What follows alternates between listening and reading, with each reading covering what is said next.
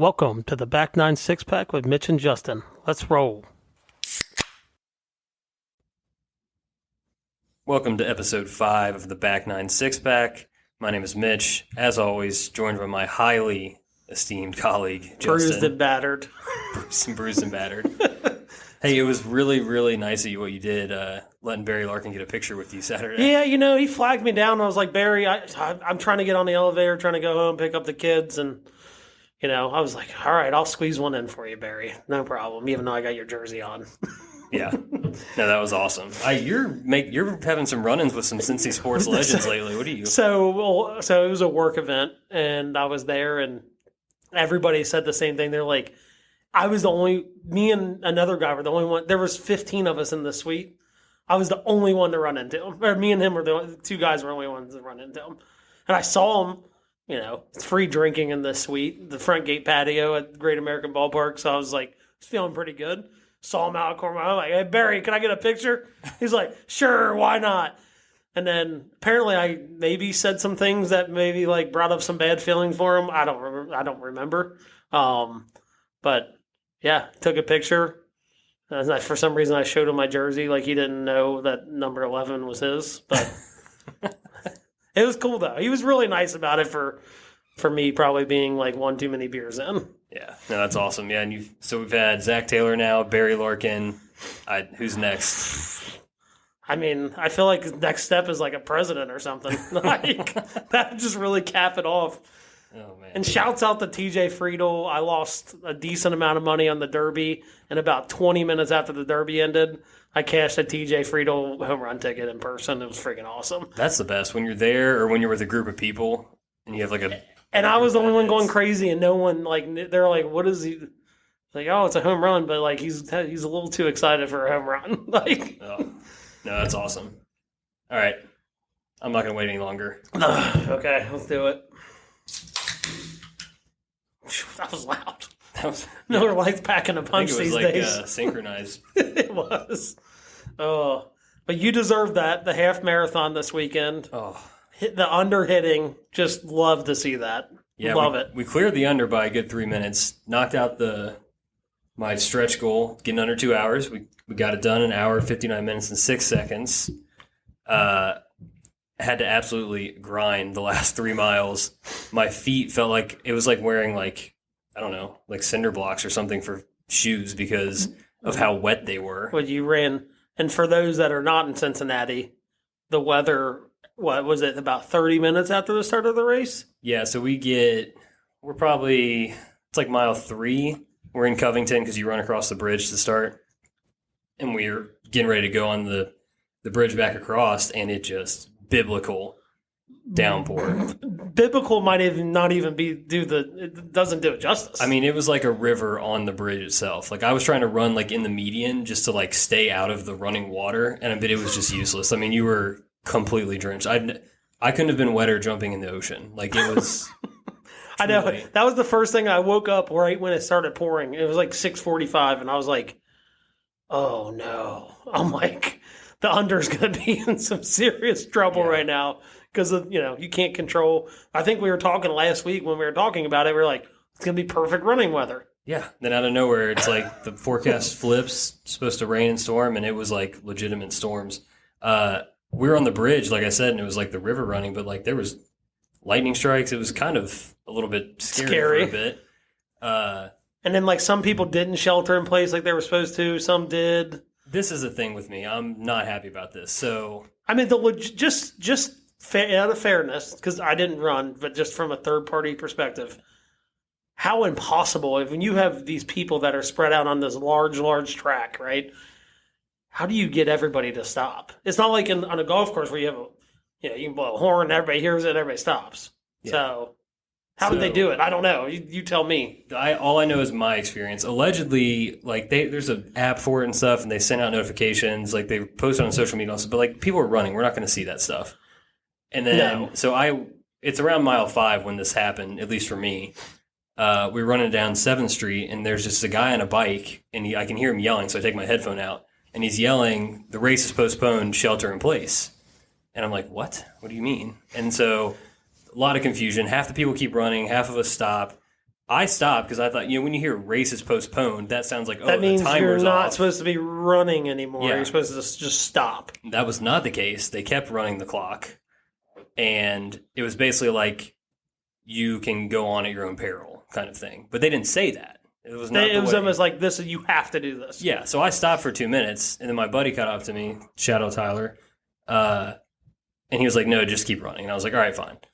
So my official time is technically 2 minutes slower than what I clocked myself doing, but I didn't run for those 2 minutes. I was sheltering in place. Sitting there.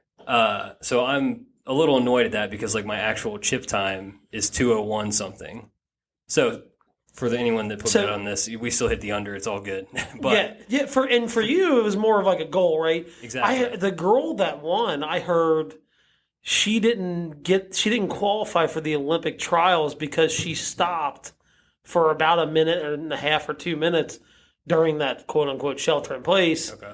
She still won, but there was a certain time she had to hit to qualify for the Olympic trials, and she didn't hit that because of that. Yeah, so I wasn't sure if that was because of shelter in place or just because I thought I saw a quote from her that she felt like the conditions and stuff, she was a little worried to push it just because she thought it might cause, down the road injury or something. Okay, maybe I've heard a couple different stories, but someone said she had stopped running and she missed the Olympic trials time by like 3 or 4 minutes or something like that. Right. So, I mean, in retrospect, I wish I would have kept running, but this was my first time doing it. And to your point, in the golf world, if you hear a horn, or someone told you you've got to stop golfing, like, you're going to stop golfing. You go shelter in place or whatever. So that happened, but we still rocked it. We're good. No, dude, when you said that, I was super proud. I was like, knowing the weather, I was like, holy shit, that's really, really good. Like, now I'm starting to think, like, without that weather, like, you're probably at, like, 155. I mean, I was 156. For what I was pacing during training and stuff, I was cooking early. Well, and then like you said, you kind of had the group, too. So once you get bussed out of the group, it's kind of easier to kind of pick the pace back up. Yeah, in the beginning, it was really slow. It's kind of hard. And they squeeze you down through Pete Rose Way, so it's, like, super it's tight. Not, for the amount of people that run that race, it's not very big. Yeah, so I was the first, 4.5, 5 miles before the shelter in place thing happened, I was cooking. Then I stopped for 2 minutes and immediately, have to warm myself back up. I was going to say, your body kind of starts shutting itself down at that point. As we're going to, the main incline of the race, you run up from basically the casino all the way up to Eden Park. Holy crap. And that's... You're uphill for, 2.5 straight miles. I was going to say, yeah, that's... I don't even like driving my car up that hill. Yeah, no. So it was... I wouldn't even know if I would walk it, to be honest with you. Yeah, but, it was tough, but I'm definitely going back. I'm hopeful that I get to run it in normal conditions just because I want to see how it is. And plus, it was awesome being out, the people out there, cheering people on, and just, the overall environment was sweet. Yeah, I've run the Thanksgiving race, 3 or 4 times, and I'm not a runner. And for those that know me, know exactly why I'm not a runner.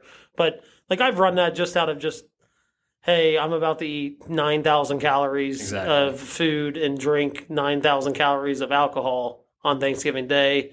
I'm going to get out here and get some exercise.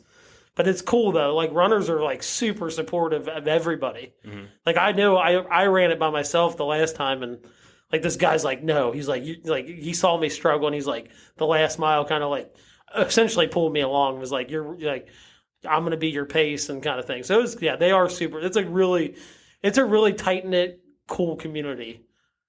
I'm just not a runner. So. No, it's all good. One funny anecdote is I'm standing around after the race and get an alert on my Apple Watch, and it's hey, you're off to a great start today. And I'm like, no shit. Yeah, I would fucking hope so. Apple Watch. Yeah. It's I just burned 2,000 calories. What do you mean off to a great start? And then just so we can get this out there, you ate and drank it by 11 o'clock last night, though. Oh, easily. It was a net zero day, I hope. I don't think so. Those 4 White Castles would beg to differ. Yeah. That snap, I literally was in bed and started laughing, and Danielle was like, what are you laughing at? I'm like, Mitch just sent me a Snapchat of fucking White Castles. She was like, yeah, he probably deserved it. I'm like, that's so fat, though. Yeah, it was... Tyler and I spent the afternoon clearing the beer fridge out, and my God. We grilled up some steaks, did a little loaded baked potatoes, and then had the Whitey's nightcap. So I will say the times I've ran in the Thanksgiving race, Thanksgiving dinner / lunch, whenever we had it, tasted way better. Oh Yeah, it feels like you earned it. Yeah, exactly. Yep. But super proud of you. I think our whole text group was like, pretty happy that you beat the under. At least someone beat the under this week. I can't say I did anything. There were no other unders hit. Nope. We talked about it last week. Wednesday night men's league kicked off. Just tough. I mean, it was cold, windy. Real windy. Just because of the weather, it just didn't feel like a Wednesday night league night. Yeah. Like when you go into that, you're like, oh, summer's here. You're expecting nice weather. And it was like, 55 and wind, like 25 mile an hour winds, 20 to 25 mile an hour. I didn't feel good going into it. I played 9 holes beforehand, but it was not fun. Yeah, that said, I don't think the weather being good would have stopped me from the 46 that I fired. So it was not great. Started in the same hole as the first week last year where I lost 2 balls. Did not lose a ball, but I did almost miss the ball and barely nicked it with the heel of the club off the tee, and it probably went like 10 to 15 yards in front of me. So that's how a league started this year for me. I don't know. I think I'd rather lose balls. At least you get an airborne. Yeah. Dude, it was like the wind was behind me. I was like, oh, man, I'm cutting this corner. I'm going to have an iron in my hand here. No. I did have an iron in my hand, but it was because I was laying up from the tee box, essentially. What hole did you start on? 9 on blue. Oh, okay. Yeah. Yeah, that was downwind that day, too. Yeah. Oh, boy. So, yeah, that's how we started, and it didn't get much better from there. I mean, you just didn't play well. That's the funny thing. I actually didn't play bad other than 2 holes. I had a bogey, and I had a double. And then the worst part was I took double on that same hole you topped it on. I just absolutely nuked a drive around the corner. I had 180 in to a 505-yard par 5. It took me 6 shots with no lost balls to get down from there. I hit a drive 320 yards, and it took me 6 shots to get down from 180 yards with no lost balls. Someone was like, oh, did you lose a ball like right or something on your second shot? I wish. It would have been a little more explainable if I'd lost the ball. Yeah. And then just from that, it was just... And, the run-in I had on the first green, the next hole after I doubled about making a joke. That guy made a joke, and then it turned out that he actually had that particular ailment. Ooh. It was just a tough look for me out there. And then we crossed paths on 2 and 5 there. You were in... I was in a fairway bunker on the wrong hole. And then I was almost in the fairway on your hole. You saw it firsthand there. Like, the Waffle House ball is in play off the tee for me. The tee ball is smothered and covered, baby. The lefts are back. As long as it's a one-way miss, but I have a feeling it's probably narrator. It is not a one-way miss. Yeah. Oh yeah. I don't know. And then I just got a bad draw. My partner who I ended up drawing ended up doubling 9 too. I'm like, great. So we both blew up on the same freaking hole. I think did I get the participation point maybe? I don't know. Or did I get 2? I got 2 points. You and I both got 2 points. So the winner, so this was a 1 best ball of 2 AB blind draw with net team skins. The winners were at 6 under. I somehow, me and my partner shot 1 under despite me only making 1 par. That was tied for 13th, and then you finished it even. Tied for 17th. We got 2 points. We're tied for last, 11 back of the leaders after week 1. Yeah, that's not a great start. Not the start we wanted, but minor setback for a major comeback, perhaps. Yeah, and then I think from here on out we should have pretty good weather, knock on wood. I mean, this week's going to be perfect. Yeah. Next week looks good right now, but that's all I hope for because I just like getting out there. And like I said, I like getting out there and playing the 9 holes beforehand. And honestly, this past week, I didn't even really want to go out there and play 9 holes beforehand because it was like, it's cold. It's going to get colder because we're going to finish at 8:45 because it's going to take us, we had 52 guys on 9 holes. Yeah. And it took, about 2 hours and 40 minutes? Well, and I was a B group, so it took me felt like almost 3 hours to finish. Probably pretty close for you. It was brutal. But we'll move on. We've got to make a run this week. Yeah. Hopefully we'll get some individual skins because that was team skins this past week. So yeah, we'll see. Other Elks news, you played in the Spring Scramble this weekend. Yeah, man, it was.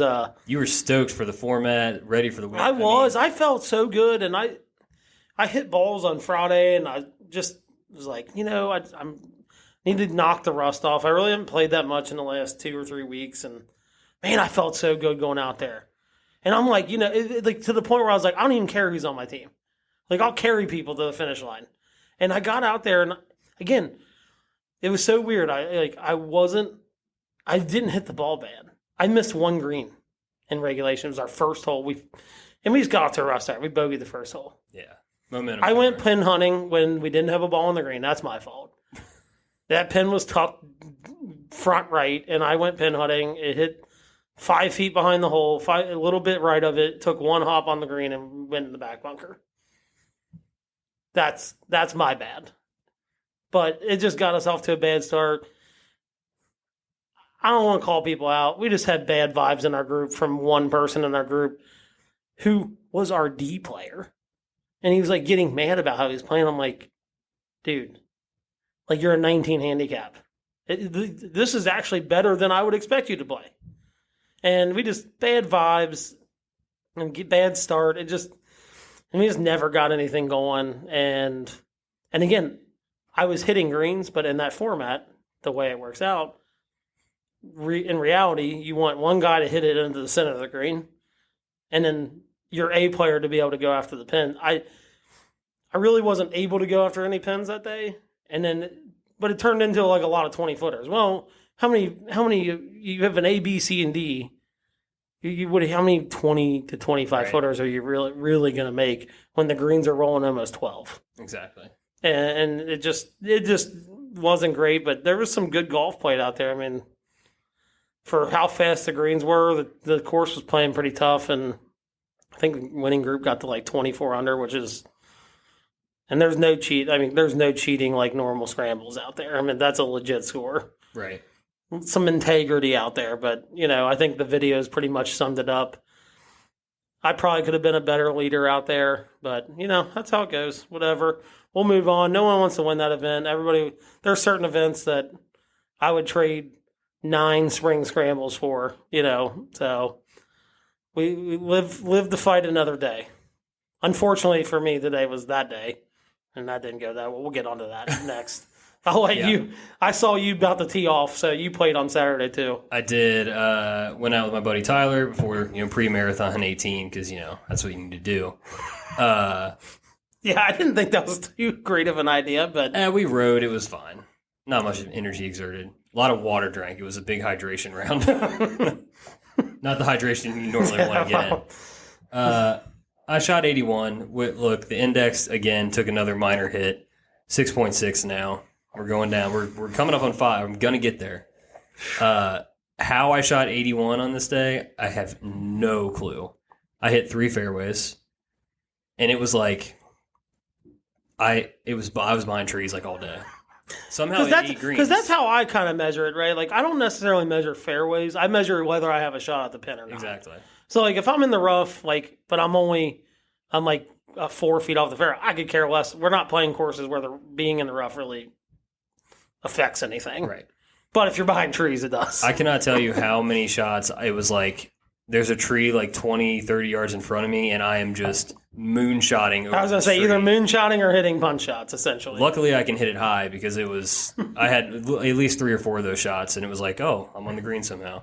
I also don't I feels like I have not played out a round with just like calm weather all around the entire year. It's been cold or wind or whatever. Yeah, and the wind did pick up a little bit on Saturday, if I remember correctly, in the evening. We got a little bit of wind coming through, and it's just like I honestly have no concept for what my ball flight is right now because it just like gets up there and it's just getting beat up. So, yeah, I think the consistent weather is coming, and that's kind of what, I guess moving on to today. So, we were played with our guy Jared and the 4-ball, Still Meadow Country Club. If I never see this course after tomorrow, I would be perfectly fine. Where's this course even at? It's in Anderson, which is, for those that are not in Cincinnati, it's far east side of town. Okay. It's 40-ish minutes from where I live, and it is the worst design course probably in the history of golf. Maybe in the just the worst design of any building / golf course / whatever you throw it into a gigantic bucket of things, and it's the worst design ever. Just architecture. Let's just put it this way. I think between Jared and I, we hit, and honestly, if you're playing your own ball, it was a scramble format today. If you're playing your own ball, we would have probably only hit 6 combined drivers. Yeah. We ended up hitting like 7 or 8 just because it's a scramble. And like we kind of got behind the 8 ball and we're like, all right, we got to kind of start pressing a little bit. But I hit more 4 and 5 irons off the tees today than drivers. Gotcha. And it's just a terrible, terrible design. It's 6,300 yards. It's a little tight. But the problem is there's no risk reward. It would be like, oh, there's a water hazard at 230, but it's also 295 to carry, so you have to lay it back. Yeah. And those are the forced layups are. I don't care how high the course is ranked in the top 100. If they have forced layups, I'm out, like completely out. Good golf is supposed to be designed to have risk reward tied to either your tee shot or your second shot or whatever. This course had none of it. And then the greens were rolling like shag carpet. It was just a bad mix. We got off to an okay start, and then we threw a couple bogeys in there. Just never got it back. We had an eagle. The vibes were there, just the golf was not. And my wedge game is just an absolute. When you're playing a 6,300-yard course and you get over the ball with a wedge in your hand and you feel like it's either going to be a shank or a skull, because I did hit 2 skulls today, this is not a great feeling. Not a great feeling. So, and then we get relegated to the 7:57 tee time tomorrow morning. So I've got to be out of my house at 6:45 to make it there and like maybe hit a couple putts. So Godspeed. Yeah, it's brutal, but hopefully we'll play better tomorrow. We had a little powwow at the end of the day. Sat down, drank some cold ones, and talked about our behavior. So hopefully we'll play better tomorrow. So what's the format tomorrow? It's tomorrow's best ball. Best ball, okay. Yep. And how many back are you? 7. 7. Okay. So we shot 3 under today. The leader's at 10. So that tells you, like, a lot of college golfers out there today. Like, I probably saw 15, 20 college golfers out there. And, in reality, a 2-man scramble, 10 under, like, that's not really getting after it. But the problem is because there's so many forced layups and stuff like that. That's like it feels like there's holes out there that are just not scoreable because instead of being like, oh, it's a 400-yard par 4, I'm going to have 110 yards in. It's like, oh, no, I have to hit a 2-iron off the tee and I'm going to have 165 or 170 in. Those aren't amateur golfers. I don't care how good you are. 165 to 170 is not a scoring yardage. No. For us. The pros, yes. Us, no. And I don't care how good you are. That's just the facts. So we'll move on. And then honestly, I'm just glad I'm getting out there and playing before the U.S. Open qualifier next Monday. Yeah, that's and what I mean. We should probably set an over-under on that today because we won't record until after I'm done next week. Yeah. So wait, where are you playing, number one? Coldstream. Have you played there before? No. Okay, so sight unseen. But it's not like today's course. Like I hadn't played today's course, but that's a course you have to play. A lot of blind tee shots. Coldstream's not like that. Coldstream's a little more straightforward. Did you 36 in one day? No, just 18. Just 18, okay. And if you'd asked me 2 weeks ago, I probably would have told you 74 and a half.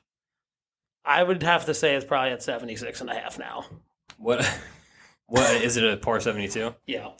Yep, Okay. par 72. 4 par 5s, that's good. So, I would say 76 and a half is probably fair. And, I'm going to push you to 75 and a half. Okay, we'll do 75 and a half. That's a dangerous number. And it's so funny. I had a guy in our group today. He's like, because I was kidding with him. I was like thinking about what I had actually said of that. And he's like, well, why would you even plan it? And I'm like, the only way to become a better golfer is to like force, like with running, right? Yeah. You have to push yourself out of a comfort zone. You're never going to get better, right? And so that's why I'm like, that's why I'm playing it. Like, yeah, I'm probably not going to make it out of this local qualifying. Unless I catch some kind of heater, you're probably going to have to shoot 70 or 69 to get out. Unless I catch some kind of heater, not going to happen. But I know at least I'll be become better after playing in it, But I think, 75.5, that's fair.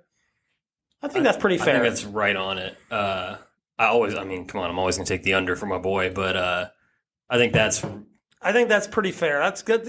I was thinking it's probably going to be like 75 or 76. Like when I just play a normal round of golf, like that's on non-Elks, because I know that course too well. If I don't like do something spectacular and shoot 71 or 72, it's about that number. Yeah. Unless I just absolutely nuke it and fly into the sun and shoot 80, which is still a possibility. So, nope, I like that. We'll set it at 75.5. I'll be the book on this one. Place your bets. All right. You might want to take the under. Give me juice to the under. Yeah. So, but all right. Well, from there, speaking of bad course design, no, I'm kidding. Only a little bit. I don't like Quail Hollow. Neither do I. Damn it. I don't know why I don't, but I don't like it. It bores me for some reason. It is so boring. It feels like it's a wannabe East Lake. Am I wrong about that? And that's not a course you want to be. That's exactly right. I don't know. Quail, even when they played the President's Cup there last year, I was like, God, I felt like with the energy that they had at the President's Cup last year, I'm like, this would be 1,000 times better if it was on any other course. I don't know. That's how I felt. I don't know what it is, but this thing always feels really sleepy. Like you don't really get. I mean, the PGA Championship had a good finish with like JT making that charge, and he had some cool like the shot he hit on 17 that tournament, the putter or the chip or whatever that like kind of sat on the edge and then dropped. Like we had some good drama in that tournament specifically, and even the President's Cup had some fun moments, but that's a whole different format.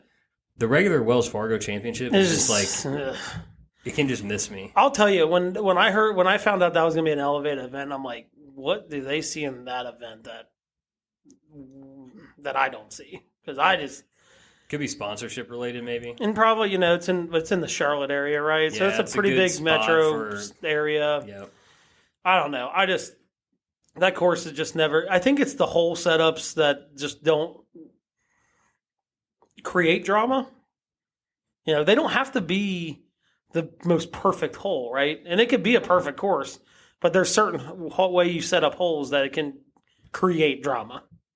And I just don't know if it has that, honestly. Like, I don't know. That's just me. And that's why I probably didn't watch a lot of it. I'm just like, I don't know. I'm kind of out on Quail Hollow. I feel like we've been there. The PGA Tour's been there like 9 times in the last 2 years. That's probably just because of the President's Cup was just there, but. Right. Yeah, I don't know. Anyway, kind of buried the lead. Wyndham Clark wins. He wins by 4. Someone else that won this tournament by 4 shots. Any guesses? I have no idea.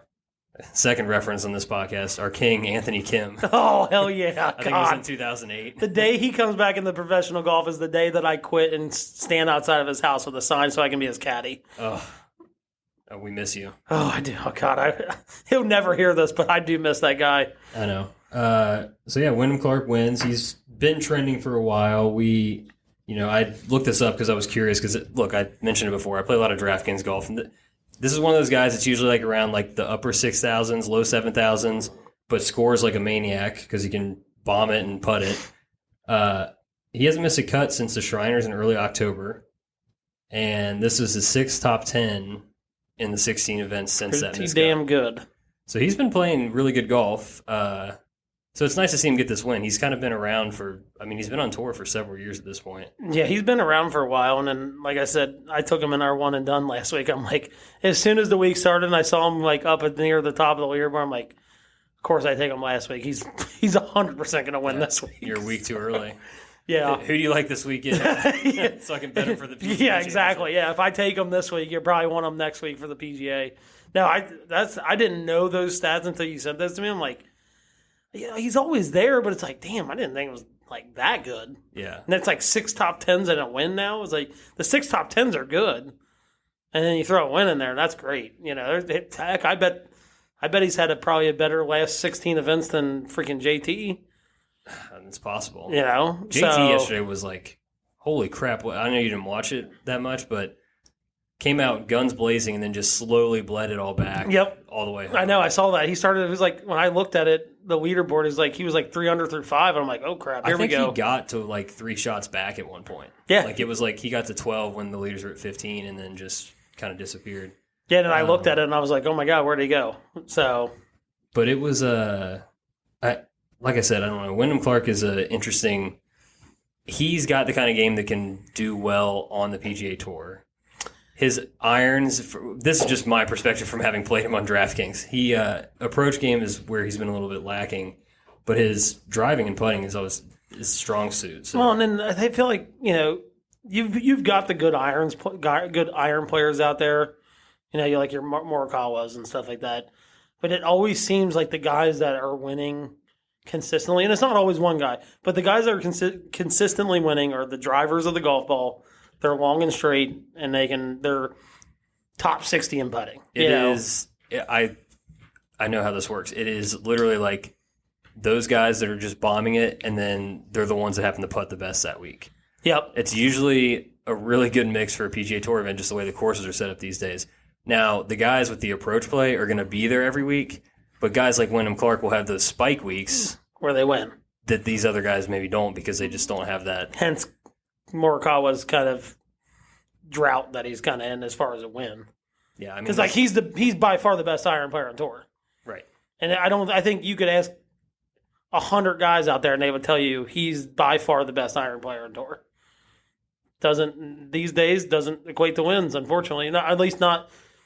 I mean, again, he's kind of always there, but like you said, the guys that are bombing the ball and they find a way to make a couple putts are the ones that are winning every week. So yeah, and I do think this is interesting too because this is kind of the, everyone made a big deal of the designated events and all that stuff for like basically just being a handout for the really good players. Yeah, we've now had Kurt Kitayama win the API designated event, and Wyndham Clark here. I don't remember offhand who else won the other ones, but I think you're seeing a good mix of Yeah, I mean, not that I guess this is. I mean, this is probably not. This is kind of a diss on Matt Fitzpatrick, but he was ice cold until that. So he was kind of falling off the map, and then all of a sudden he went. But I wouldn't consider him a top 5 name in the game. Like you don't go John Rahm, JT, Spieth. You don't start naming off these guys and go, oh, Matt Fitzpatrick. So I would almost throw him in that bucket of guys. Now he's definitely more known than Wyndham Clark and Kurt Kitayama. Yeah, he won a U.S. Open last year. But just when you think of the people that they were saying that was going to affect the most, they didn't have Matt Fitzpatrick in mind. When you think of that. So yeah, I just think it's interesting to kind of proving a point that this isn't really just you still got to go out there and play. You can play your way into the designated events as someone with a Wyndham Clark standing in the game. Yes, you can, and apparently you can go win them too. So yeah. Huge. I mean, I think I saw it was his biggest payday to this point was $485K, and he won $3.4 million yesterday. Yeah, yep. I mean, that's good for him though. And you know what? Honestly, I watched a little more than you. He bogeyed the first hole. And he was ended up tied with Xander. And I was like, okay, well, this, we know how this is going to go.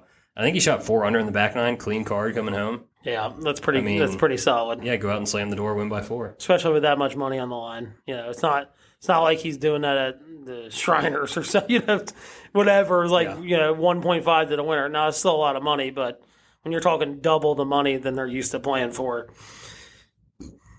pretty big deal to come in pretty clean. So, on from there, on to maybe who didn't play as well this week. And I'll be honest, when you sent me the candidates, my hatred for the one guy kind of got the best of me. He's not the most deserving, but my hatred for him definitely swayed my opinion in the beginning. But then I kind of looked at the cards and I'm like, okay, I kind of agree with you. Okay. I think we took the same guy. I think you're going to be surprised by who I'm. Okay, all right. Let's hear the candidates. And I'm taking the reins and this is my award to give tonight. Yep, go for it. So this is who needed the back 9 6-pack this week. There was a lot of just bad at the bottom of this leaderboard. Bad. Yeah. So these are just some honorable mentions that, I don't want to kick anybody while they're down, but like these scores. So round one, Quinn Riley, who admittedly I don't know who he is, so my apologies for that. I saw he had shot 16 over to miss the cut. Well, he was 11 over in the first round. He shot 82 with 2 birdies. Only made 5 pars in the whole day. That's Yeah, that's so lot bad. Of bogeys, and there was 3 doubles in there too. So that was he went That's 40, rough. 42-40. So that was a tough scene. Also in round one, Tyson Alexander goes 41-40 for an 81. He made 1 birdie on the day. Ooh, that's Yeah. Hey, I shot 41-40 this week. No. It's also not your job. Exactly. Round 2. This might be the guy who you were just talking about. Rory Sabatini. That is the guy that I my instant hatred fueled my opinion on it because I hate Rory. I hate him. He might have actually got the back 9 6-pack because he shot 43. Yeah, and then turn around and shot 37. Turn around 37. He for might 80. he might be a listener. We don't know. Yeah, maybe. Rory, if you're listening, let us know. We'll hook you up with some merch or something. Yeah. But I mentioned those 3, and I got to give it to this guy, Victor Hovland. The lowest score of the bunch here, but let me explain. He shot 6 over yesterday, the final round. Highest round of the day. Worst round of the day, I should say. Took himself from just outside the top 10 to T43 with a 77. 36 on the front. Definitely did not get the back 9 6-pack. Dropped a 41 on the back. Yeah, that's pretty bad. And from, being right there looking at a top 10, hundreds of thousands of dollars, if you get hot, maybe you and for a player of his stature too, that's should be not a perfect course fit like for him. And again, I'm not trying to kick Quinn Riley, right? But like, if there's going to be a guy out on that course, it's like if you gave me 5 names and his was one of them, like Quinn Riley's going to shoot 83 today, Yeah. like, or scare the 80s. You tell me Victor Hovland, I would probably take you up on that bet. So it's pretty deserving I just think, for the amount of money he cost himself too. well, and just in expectations wise, like I don't want to do this. I do. I do. He deserves it. I think, well, what I'm saying I don't want to do is what I'm about to do, the super sports talk radio thing. But like, you got to see something out of Victor soon, in my opinion. Yeah, it's not been pretty. Look, I know he was right there at the Open last year, but really that was sort of like a Rory Cam Smith thing that he was a part he of. really didn't scare them. But like, he just has like all the game, or at least we're told he has all the game. And if the chipping's I don't going think to continue, we've seen it in a while.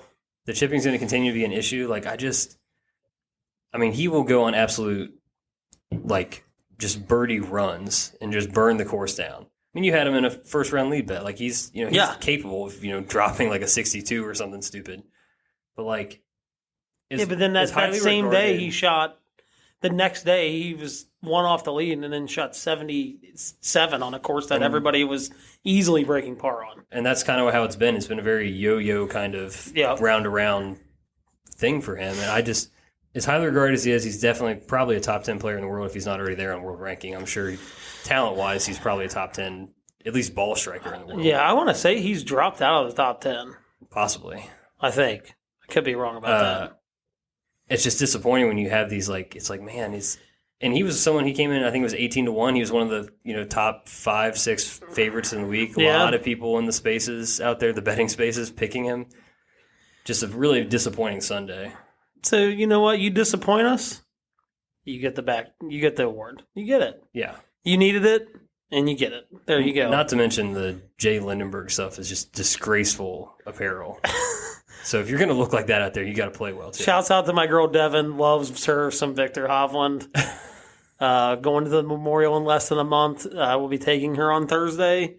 And she usually wears skimpy clothes to try to get his attention. Oh, my God. But, I'm like, she's going to be jobless here in about 2 years when unless he starts playing better. So, yeah, he gets it. I'm good with that. All right, good. As much as I hate Rory, we'll give it to Victor. Victor Hovland, congratulations. You needed the back nine six back this week. Tough. I love him. I do. I love him. That's a tough one to give out. That's what it is. It comes from a place of like, I want to see him succeed. Yeah. Maybe this will propel him forward. You never know. Yeah, maybe. You need the bullets to start flying at you before you feel like you're in a battle, right? Yeah. There you go. All right. Looking ahead to next week, definitely a sleepy week. AT&T Byron Nelson, aka the KH Lee Open. He's won it the last 2 years. It's like a pension fund for him at this point. TBC Craig Ranch. I have no idea what the field looks like, but I will say KH Lee finished T8 this week, so watch out. He might go for the three-peat. Well, and then because it's obviously a down week, there's you're going to get some guys in the field that are going to be probably, you have like the cool stories and stuff like that. They got a Monday qualifier for it. They also I know this because I follow him on Twitter, fellow podcaster JJ Colleen, the West Texas Driving Range Pro. He's in the field because I guess the Texas PGA section, they had a tournament last year.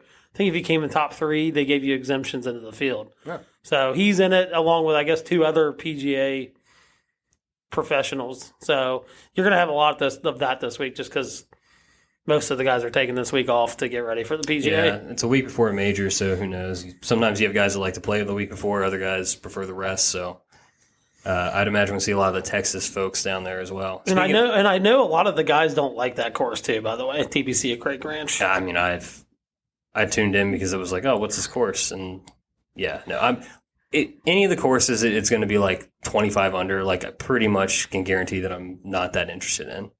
Yeah. I prefer the tournaments that kind of fall in that like 8 to 14 under range. It's a challenge, but it's like there's still some scoring opportunities. Yeah, the line between like birdie and bogey is very narrow. No, those are the events I like. The crazy thing is they moved. It used to be at another course. I don't know what it used to be at, but when it was at the old course, Tommy Armour III used to have a blazing party. Like I guess the Tuesday before the tournament, and his house backed up onto the range, and like.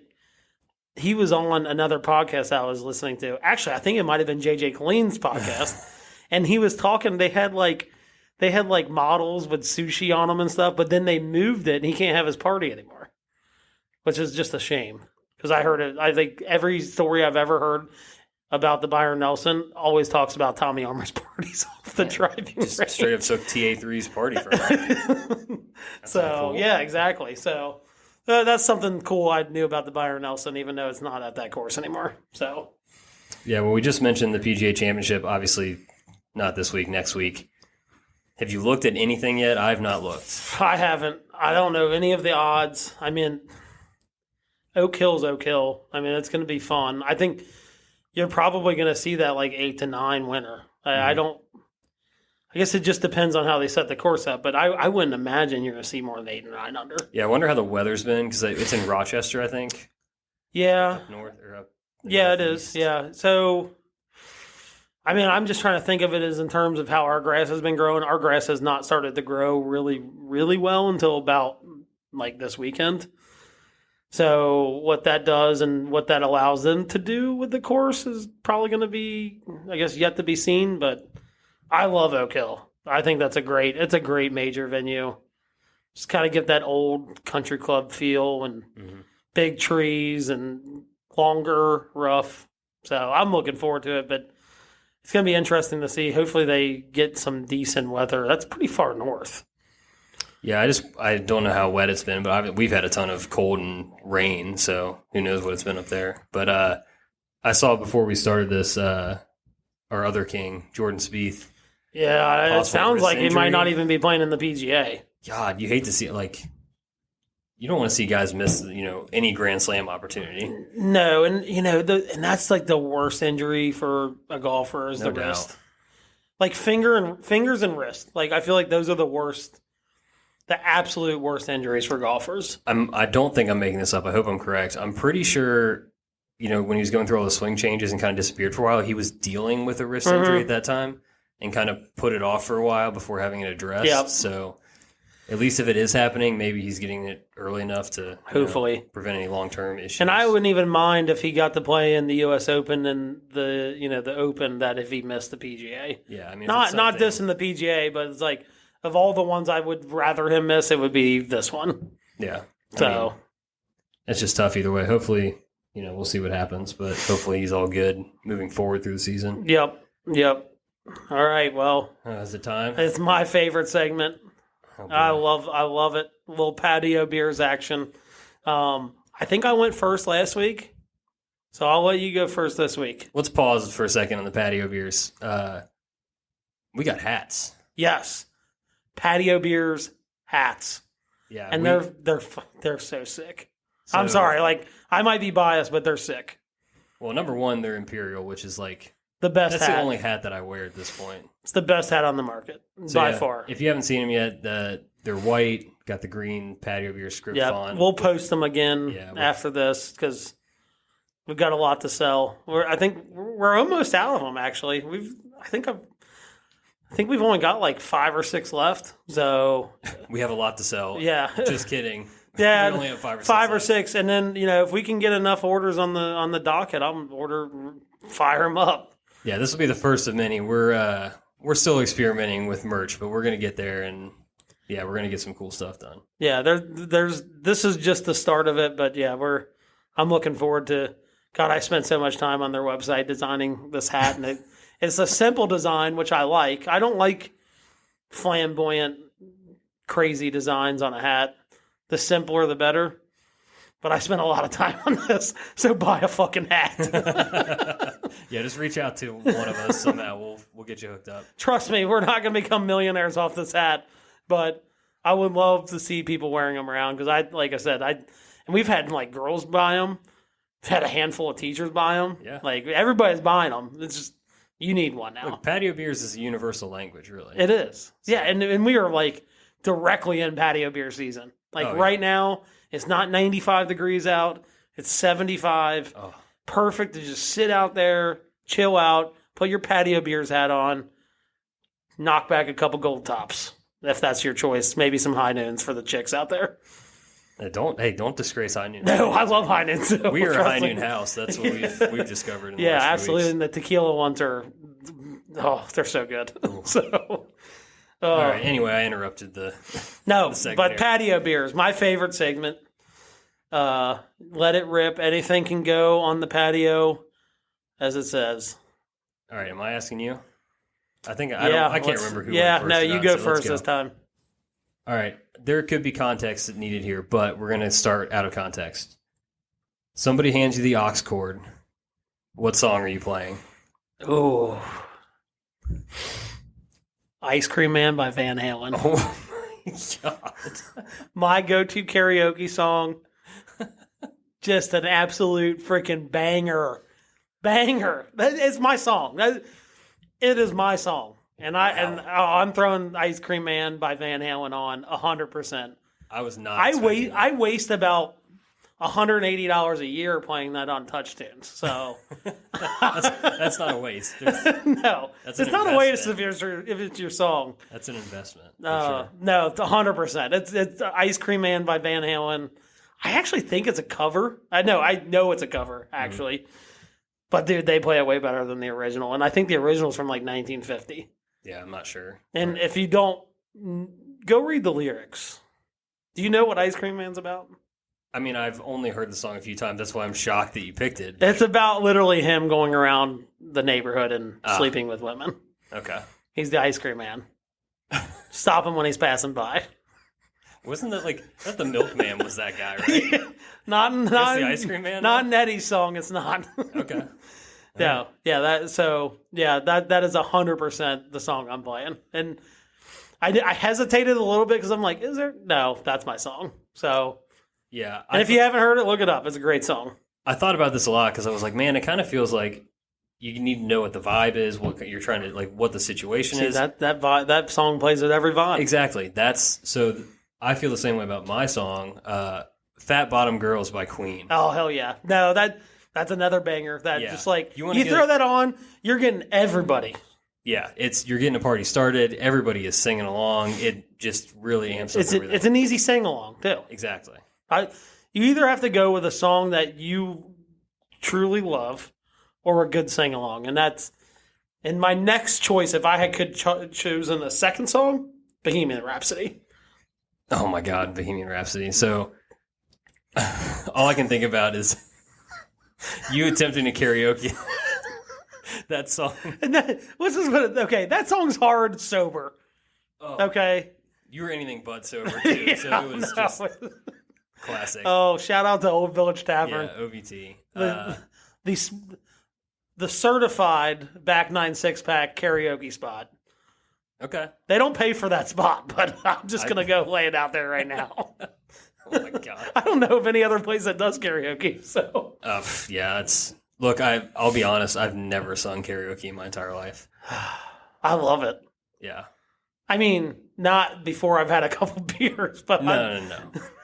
But yeah, it's one of Fat those Bottom, Fat Bottom Girls, that's a good karaoke song too, honestly. Yeah, that's what I mean. You got to do something. Like even if you're messing it up, everybody else is singing along with it. Then you need crowd participation. Yeah, especially if you're not a good singer. So that makes up. Yeah, that's a great karaoke song too. Holy crap, that's it. Oh yeah, I like that one. That's a good one.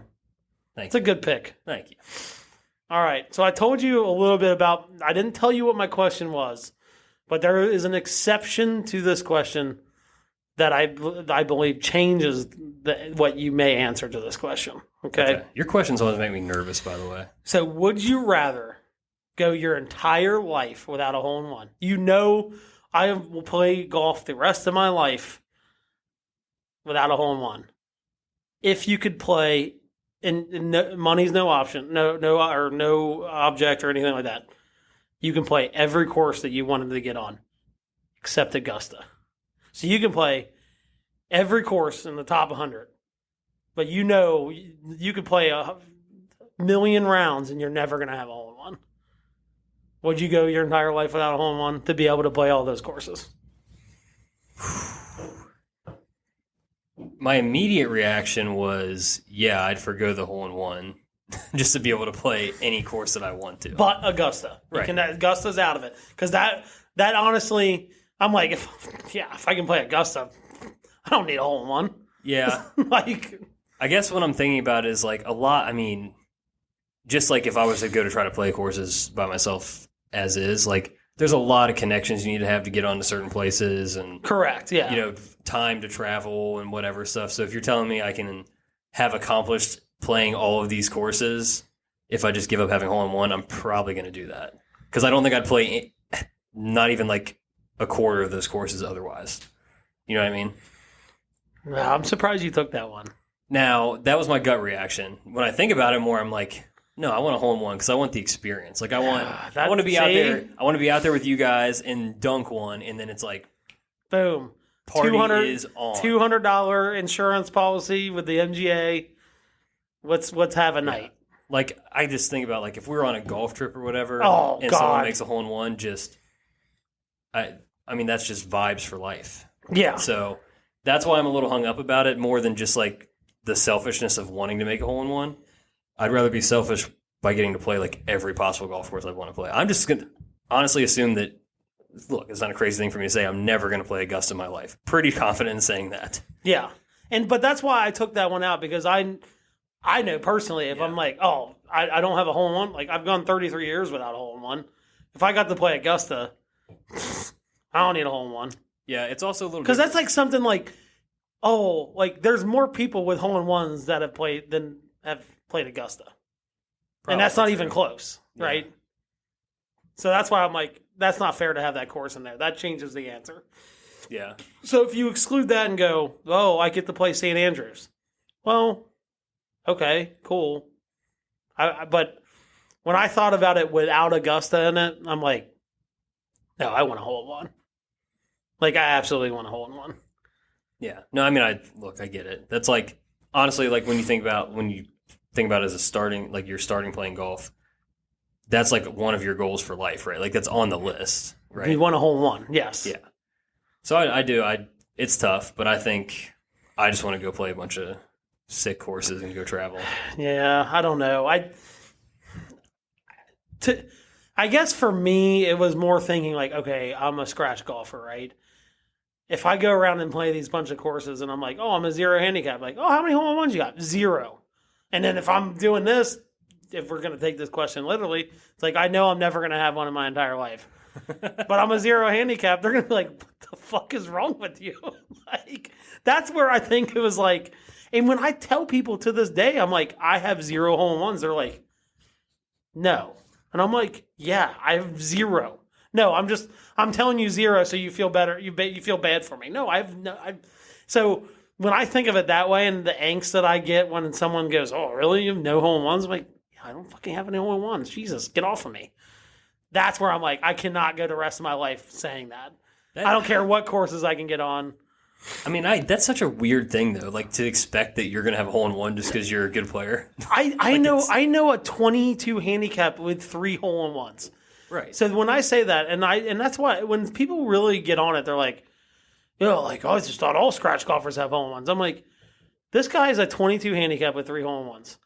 If that doesn't tell you how much luck plays into it rather than actual skill, I don't know what else to tell you. Right.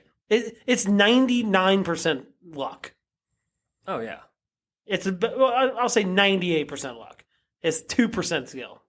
You literally got to get the ball airborne, heading towards the pin, and it has a chance to go in. Just hit the worm. Well, the one hole-in-one I know this guy had, he literally barely hit it a foot off the ground, and it skirted up the fairway, rolled up the hill, and went in.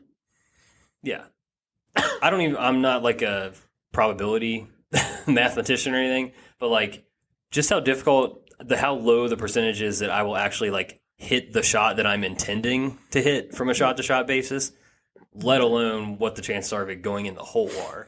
Exactly. It's just infinitesimal. And you can hit a perfect shot, but you're trying to hit a hole that's 2.5 golf balls wide? Yeah.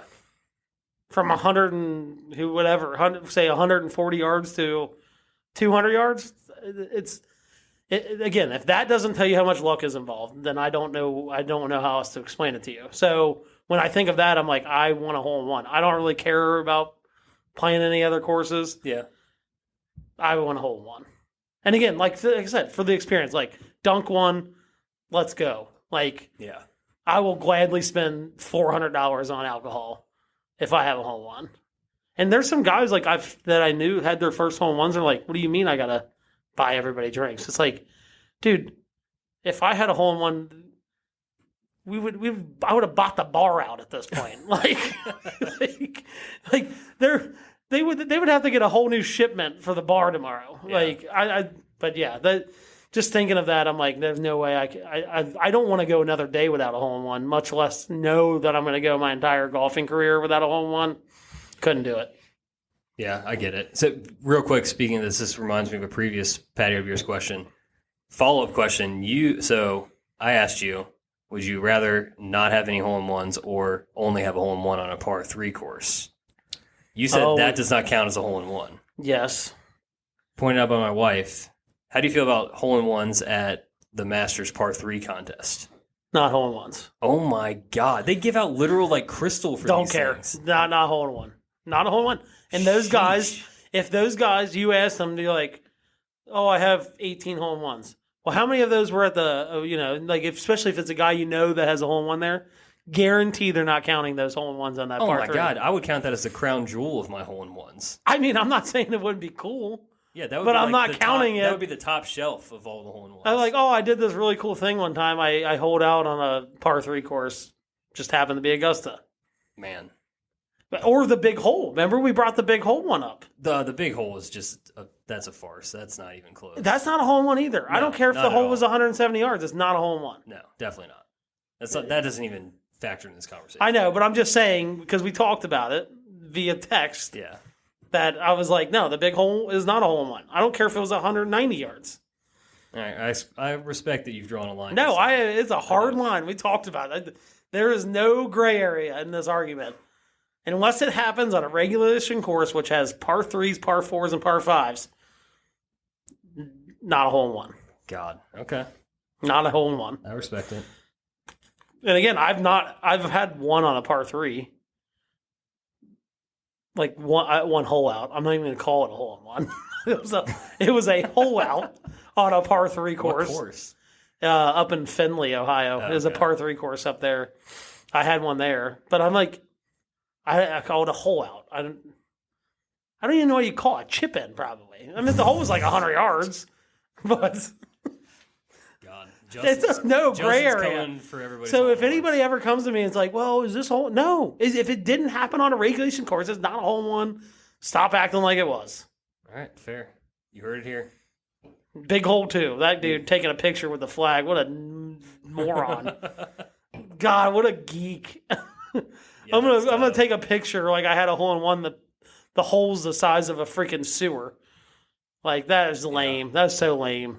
Yeah, I'm out on that too. Ugh, God. I was like, it's like, oh my God, he actually put his face in this picture. Like, I would have been like, if someone was like, let's take your picture, I'd have put my hat over my face. Like, oh, you can take a picture of me, but I don't want anybody to know it's me. And I definitely would have put a number 1 sign up like he did. I mean, it depends on if you're leaning into it as a joke, sure. But, like, if you're being serious about it, yeah, take it away. The dude looks serious. I know, but that could be part of the joke. I don't know. I didn't investigate. So. I would have not wanted my face in that picture. I'll tell you that much right now. So, I'll get off my high horse now. You're good. Well, that pretty much does it for this episode. I know, so shout out to my buddy Michael. I believe he listens. He likes all of our stuff on social media. Big supporter of that Six Pack. He's getting married in about a month. We have his bachelor party here this weekend down in Lexington. I'll be playing golf at Kearney Hill. Nice little Pete PB Die collab. It's supposed to be link style. Well, there's worst father-son duo in the world, but I do like Kearney Hill. Yeah, so I played this previously on a golf trip, and it was like we had a massive frost delay. It was freezing cold and blowing. Shout out Nick, shot the round of his life. The best 74 I've seen in my entire life, given the condition. I was not there, but I heard the conditions were terrible. Conditions of the course and the condition that he had to be in that day. Yeah, I'm sure it probably wasn't great either. So yeah, we're going back to Lex. We'll see how I play. I'm excited to get back out there again. So, any golf? I mean, you've got the 4-ball tomorrow. 4-ball tomorrow. Then we go Wednesday. league, and then I'm officiating the wedding this weekend. Oh yeah! Shout out to Jason getting married this Saturday. I've got my ceremony all written up and ready to go, and Father Justin is here. And then my wife's out of town this weekend, so that's fun. Shout out to my sister-in-law. She's graduating with her PhD. There you go. So she's off to Denver to watch her graduate, and I've got 3 kids and got to officiate a wedding. So nice. Probably no golf. Double father duties. Double. Your father of the Lord and father of girls. Yeah. But great. No, I probably no golf for me after Wednesday, which is definitely going to be interesting with having a U.S. Open qualifier on that Monday. Qualifier's Monday. Okay, cool. So, all right, well, under 75.5. Yeah. Let's get it. Yep. I'll take the bets again. Just Venmo me or something. Yeah. All right, well, follow us on Instagram and Twitter at Back96Pack. Shoot us an email if you want to, back96pack@gmail.com. Yep, and then if you want one of those hats, get your hats. Hit me up, slide into my DMs, or if you have my phone number for the friends of the pod, you can text me too. But I've heard there's a ton, but I've also heard there's not many left, so act fast. Yeah, no. I know for a fact the inventory is 5. Okay. So we've got 5 left. Once those 5 sell out, if there's enough interest, we'll order more. Maybe some T-shirts coming out soon. I don't know. Who could say? Who knows? We'll see what website I find I can fool around on. All right. On that note, cheers. Cheers. Thank you for listening to another episode of the Back 9 Six-Pack. Be sure to follow us on Instagram and Twitter at Back 9 Six-Pack for all your content needs. We'll see you guys next week. Cheers.